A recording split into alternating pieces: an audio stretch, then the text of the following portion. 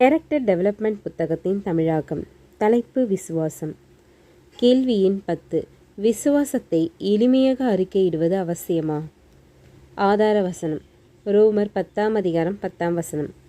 நீதி உண்டாக இருதயத்திலே விசுவாசிக்கப்படும், இரட்சிப்பு உண்டாக வாயினாலே அறிக்கை பண்ணப்படும். பதில் ரீப்ரிண்ட் நம்பர் 2632. கிறிஸ்துவுக்கு குழந்தைகளாக இருப்பவர்கள் இந்த உலகத்தின் பிள்ளையிடமிருந்து தங்களை வித்தியாசப்படுத்தி கொள்ள விசுவாசத்தை வெளியரங்கமாக அறிக்கையிடுவது சற்று அவசியமாகவே இருக்கிறது. ஆனால் இந்த அறிக்கை மிக எளிமையாக இருக்க வேண்டும். ஏனெனில் கிறிஸ்துவுக்கு மிகச்சிறிய குழந்தைகள் கூட அங்கு சொல்லப்படும் விளக்கங்களை மிக தெளிவாக புரிந்து கொள்ளக்கூடியதாக இருக்க வேண்டும். 1. பிதாவினால் அனுப்பப்பட்ட கிறிஸ்து அனைத்து மனு குலத்திற்கும் தன்னையே இடுபலியாக கொடுத்தார் என்றும் அவர் தங்களுடைய சொந்த இரட்சகர் என்றும் அறிக்கையிட வேண்டும். 2. கிறிஸ்துவை தங்கள் சொந்த இரட்சகராக ஏற்றுக்கொண்டு பாவங்களை விட்டுவிட தீர்மானிக்க வேண்டும். 3. இயேசுவை எல்லா விதத்திலும் முழு அர்ப்பணிப்போடு பின்பற்றி அவருடைய பணியில் தன்னுடைய ஜீவனையே ஒப்புக்கொடுக்க ஆயத்தமாக இருக்க வேண்டும். இவைகளை அறிக்கையிட முடியாதவர்கள் கிறிஸ்துவுக்கு குழந்தைகளாக ஏற்றுக்கொள்ளப்பட மாட்டார்கள், அல்லது இவர்களை கிறிஸ்துவுக்குள் சகல விதத்திலும் வளர்ச்சியடையும் எதிர்பார்க்கவும் முடியாது. இங்கு சொல்லப்பட்ட காரியங்களை பெயர் சபைகளில் நாம் எதிர்பார்க்க முடியுமா? எந்த விதத்திலும் இது சாத்தியமல்ல. பெயர் சபைகளில் அதிகமான கலைகளும் குறைவான கோதுமை மணிகளும் இருக்கிறது. இவை அனைத்தும் மகா உபத்திரவத்தின் காலத்தில் சோதனைக்குள்ளாக்கப்படும். ராஜ்யம் ஸ்தாபிக்கப்படும் வரைக்கும் இவர்களின் நிலை மாறாது என்றும் எதிர்பார்க்கப்படுகிறது. தெரிந்து கொள்ளப்பட்ட சபை முழுமை பெற்று மகிமையடைந்த பின் மற்ற அனைவரும் சீர்பொருந்தப்படுவார்கள். அப்போஸ்தலர் 3ஆம் அதிகாரம் 19ஆம் வசனம் முதல் 21ஆம் வசனம் வரை. Reprint number 2647. நம்முடைய பொதுவான நம்பிக்கைகள் மதப்பற்றை அதிகரிப்பதற்கான நோக்கத்துடன் அல்ல, மாறாக கீழ்காணும் குறிப்புகளை சரியாகவும் தெளிவாகவும் தனிப்பட்ட வகையில் புரிந்து கொள்வதற்காகவே இருக்கிறது. 1. இயல்பாகவே நாம் விழுந்து போன அங்கத்தினர்களாக, தண்டனை தீர்ப்படைந்த ஜாதியாக, கோபாக்கினியின் பிள்ளைகளாக தண்டிக்கப்பட்ட நிலையில் இருக்கின்றோம். 2. கிறிஸ்து ஆதாம் மற்றும் அவருடைய முழு சந்ததிக்காக மரித்தார். ஆகவே இப்பொழுது இயேசுவின் மேல் விசுவாசம் உள்ளவர்களை தேவன் நீதிமானாக ஏற்றுக்கொள்ளுகிறார். 3. தன்னைத்தான் ஜீவபலியாக ஒப்புக்கொடுத்து அனைத்தையும் ஆண்டவருக்கே அர்ப்பணித்து 1000 வருட அரசாட்சியில் ஜெயிப்பவர்களுக்காக வாக்களிக்கப்பட்ட பங்கை பெற தேவன் அழைத்த ஒவ்வொருவரையும் நீதிமானும் ஆக்கியிருக்கிறார்.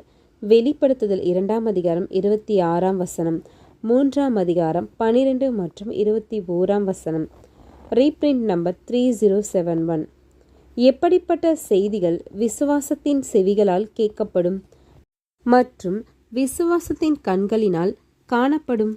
என்றுமே நமக்குள் நாம் பெற்றிருக்கும் வல்லமையினால் நம்முடைய இருதயத்திலும் வாயிலும் இந்த இரட்சிப்பை பெற்றுக்கொள்ள முடியும் என்று தீர்க்கதரிசிகள் மற்றும் அப்போஸ்தலர்களும் அறிவிக்கிறார்கள். மோசே இவைகளை பிரசங்கித்து தீர்க்கதரிசனமாக சொன்ன சுவிசேஷம் என்றும் அதை நாம் இன்று பெற்றுக்கொண்டோம் என்றும் அப்போஸ்தல நடபடிகள் அறிவிக்கிறது. அதாவது ஆண்டவரை நம்முடைய வாயினால் அறிக்கையிட்டு இருதயத்தினால் விசுவாசிக்க வேண்டும். தீர்க்கதரிசியாகிய மோசேயும் அப்போஸ்தலனாகிய பவுலும் இந்த காரியத்தை ஒரே விதத்தில் குறிப்பிட்டிருக்கிறார்கள். முதலில் தங்களுடைய வாயினாலும் இரண்டாவது தங்களுடைய இருதயத்தினாலும் அறிக்கையிட வேண்டும். இந்த வாக்கியங்கள் தற்செயலாக சொல்லப்பட்டவைகள் அல்ல. இருதயத்தில் உள்ள விசுவாசத்தை, அதாவது சத்தியத்தை வாயினால் அறிக்கையிடுவது முதல் சாட்சியாக இருக்கிறது. மேலும் இப்படியாக சத்தியத்தை அறிக்கையிட்டு அவைகளை முழுமையாக புரிந்து கொள்வது தெய்வீக ஒழுக்கத்தின் ஒரு பகுதியாக இருக்கிறது. உண்மையில் நாம் சரியாக புரிந்து கொள்ளாத காரியங்களை அறிக்கையிட முடியாது. ஆகவே நாம் அறிக்கையிடுவதற்கு முன்பு அதை நாம் முழுமையாக நம்ப வேண்டும். அதற்கு பின் விசுவாசத்தில் நாம் முழுமையான வளர்ச்சி அடைய சத்தியத்தை அறிக்கை செய்ய வேண்டும். ஒருவர் தான் பெற்ற சத்தியத்தின் வெளிச்சத்தை வெளியரங்கமாக அறிக்கையிடாமல் அதை காத்துக்கொள்ள வேண்டும் என்று எண்ணினால் அவர் தன்னைத்தான் வஞ்சிக்கிறவராக இருப்பார். ஆகவே நீதி உண்டாக இருதயத்திலே விசுவாசிக்கப்படும், இரட்சிப்பு உண்டாக வாயினாலே அறிக்கை பண்ணப்படும் என்று வசனங்கள் தெளிவாக குறிப்பிடுகிறது. விசுவாசத்தினால் துவங்கிய நீதியானது கிரிகையினாலும் உதடுகளினாலும் அறிக்கையிடாமலும் நித்தியமான இரட்சிப்பை முழுமையாக அடைய முடியாது. தெய்வீக சத்தியத்தின் இந்த ஒரு சிறப்பு பகுதியை எங்குமுள்ள தெய்வ ஜனங்கள் தங்களுடைய இருதயத்தில் ஆழமாக பதித்து வைக்க வேண்டும். ஏனெனில் அநேகர் தங்களுடைய பலவீனத்திலும் வியாதியிலும் தேவன் காட்டிய வழிகளில் நடக்க முடியாதபடிக்கு தங்களுக்கு உள்ளான ஆவிக்குரிய குறைபாடுகளிலும் தேவன் அவர்களுக்கென்று செய்த எண்ணிக்கையற்ற கிருபைகள் எத்தனையோ உண்டு. அவைகளை கட்டாயமாக அறிக்கை செய்து அவருக்கு நன்றி செலுத்த வேண்டும்.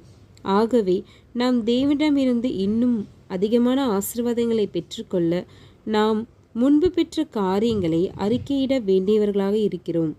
நாம் பெறும் ஒவ்வொரு ஆசீர்வாதங்களும் அறிக்கையிடப்பட்டு இருளிலிருந்து ஆச்சரியமான ஒளி நிலத்திற்கு வரவழைத்தவருடைய புண்ணியங்களை அறிவிக்க வேண்டியவர்களாக இருக்கிறோம். ஆவிக்குரிய வளர்ச்சியடைய இதுவே சட்டமாக இருக்கிறது. இது ஆவிக்குரிய இஸ்ரேலுக்கு உண்டான கற்பனையாகவும் இருக்கிறது. இந்த கற்பனைகளுக்கு கீழ்ப்படியாத பட்சத்தில் இருதயத்திற்குள் இருக்கும் சத்தியம் காலப்போக்கில் காணாமல் போய்விடும். புரிந்து கொள்ளுதலின் கண்கள் மங்கிவிடும். விசுவாசத்தின் செவிகள் மந்தமாகிவிடும். புதிய உடன்படிக்கையின் கீழ் புது சிருஷ்டிகளாக அழைக்கப்பட்ட நாம் வருங்காலத்தில் நமக்காக வைக்கப்பட்டிருக்கும் மகிமையான வாய்ப்புகள் கை நழுவி போய்விடும்.